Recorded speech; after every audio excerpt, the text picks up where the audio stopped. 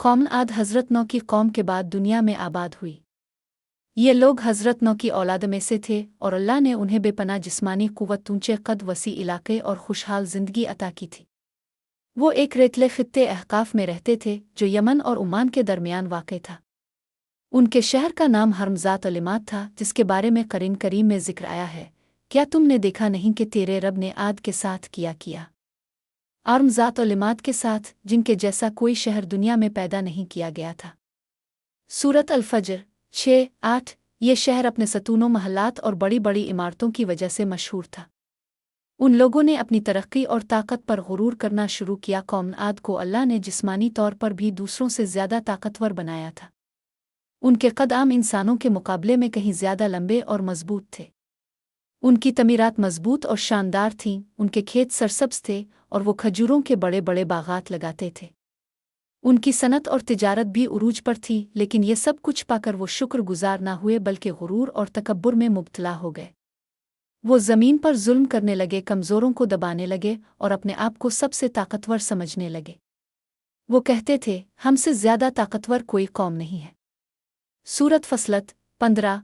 उनकी असल गुमराही इस वक्त शुरू हुई जब उन्होंने अल्लाह को भला कर बुत प्रस्ती शुरू कर दी। वो अल्लाह की इबादत के बजाय लकड़ी और पत्थर के तराशे हुए बुतों के सामने झुकने लगे। वो समझते थे कि ये बुत हमें बारिश देंगे, हमें खुशहाल करेंगे और हमारी हिफाजत करेंगे। यही शिर्क उनके ज़वाल की जड़ बना। अल्लाह ताला ने अपनी रहमत से उन्हें सीधा रास्ता दिखाने के लिए एक नबी भेजा। अल्लाह ताला ने कौम आद की तरफ अपने नबी हज़रत हूद अलैहिस्सलाम को भेजा। वो उन्हीं की कौम में से थे और एक निहायत नेक और सच्चे इंसान थे। हज़रत हूद ने अपनी कौम को अल्लाह की तरफ बुलाया और कहा, ए मेरी कौम, अल्लाह की इबादत करो, इसके सिवा तुम्हारा कोई माबूद नहीं। तुम अल्लाह से डरो ताकि तुम पर रहम किया जाए। सूरत अल-अराफ 65। हज़रत हूद ने उन्हें बार बार समझाया कि ये ताकत, ये महलात और ये बागात सब कुछ अल्लाह की दी हुई नेमतें हैं। अगर तुम अल्लाह का शुक्र अदा करोगे तो ये नेमतें बढ़ जाएंगी और अगर तुम नाशुक्री करोगे तो ये नेमतें छन जाएंगी। कौम आद ने हज़रत हूद की दावत को कबूल करने के बजाय उनका मजाक उड़ाया। वो कहते, ए हूद, तुम हमें एक अल्लाह की इबादत का हुक्म देते हो और हमारे माबूदों को बुरा कहते हो। हम तुम्हें झूठा समझते हैं। सूरत हूद 53। कुछ लोगों ने कहा कि तुम पर कोई जिन बीमारी का असर है। कुछ ने कहा कि ये शख्स पागल है। वो अपनी ताकत पर गुरूर करते और कहते, हमसे ज़्यादा ताकतवर कोई है तो आकर हमें रोक कर दिखाए। हज़रत हूद ने उन्हें नरमी और मोहब्बत से बार बार समझाया, लेकिन वो अपनी ज़िद पर कायम रहे। अल्लाह ने उन्हें सबक सिखाने के लिए पहले छोटा अज़ाब भेजा। बारिश बरसना बंद हो गई, खेत खुश्क हो गए, ज़मीन बंजर हो गई।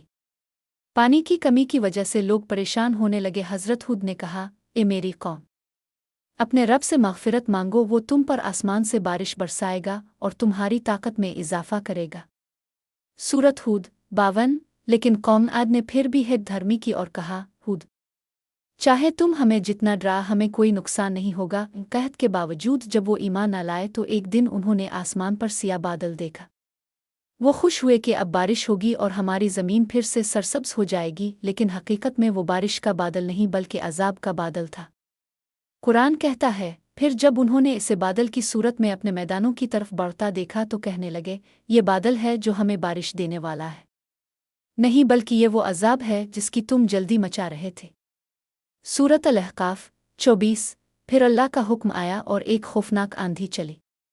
ये कोई मामूली आंधी न थी बल्कि ऐसी आंधी थी जिसने सब कुछ जड़ से उखाड़ दिया। ये आंधी मुसलसल 7 दिन और 8 रातें चलती रही। वो इतनी शदीद थी कि महलात, बागात और मजबूत सुतून सब तबाह हो गए। कुरान कहता है, अल्लाह ने उन पर एक निहायत सख्त आंधी भेजी जो उन पर 7 रात और 8 दिन मुसलसल चलती रही। फिर तुम देखते कि वो ज़मीन पर ऐसे गिर पड़े हैं जैसे खोखले खजूर के तने। सूरत अल-हाका 6-7। ताकतवर लोग जो अपने कद और कुव्वत पर फ़ख्र करते थे, ज़मीन पर लाशों की तरह बखर गए। अल्लाह ने हज़रत हूद और उन चंद ईमान वालों को इस अजाब से बचा लिया जो उनकी दावत पर ईमान ले आए थे। वो महफूज रहे और बाकी कौम सफ़ा हस्ती से मिट गई। कौम आद की कहानी कुरान करीम में कई मकामात पर आई है ताकि लोग इबरत हासिल करें। और हमने आद को हलाक किया, पस देखो उनके महल्लात और खेतों का क्या अंजाम हुआ। सूरत अल-शुअरा 139। ये वाक़या हमें ये सबक देता है कि طاقت اور غرور انسان کو نہیں بچا سکتے۔ اللہ کی دی ہوئی نعمتوں کا شکر ادا کرنا ضروری ہے۔ شرک اور نافرمانی تباہی کا راستہ ہے، اللہ کے نبیوں کی بات ماننے میں ہی کامیابی ہے۔ قوم عاد کی داستان اس بات کی واضح مثال ہے کہ کوئی قوم کتنی ہی طاقتور کیوں نہ ہو، اگر وہ اللہ کو بھلا کر غرور اور گناہ میں مبتلا ہو جائے تو اس کا انجام تباہی ہی ہوتا ہے۔ اللہ تعالیٰ نے اس قوم کو ختم کر کے آنے والی نسلوں کے لیے عبرت بنا دیا۔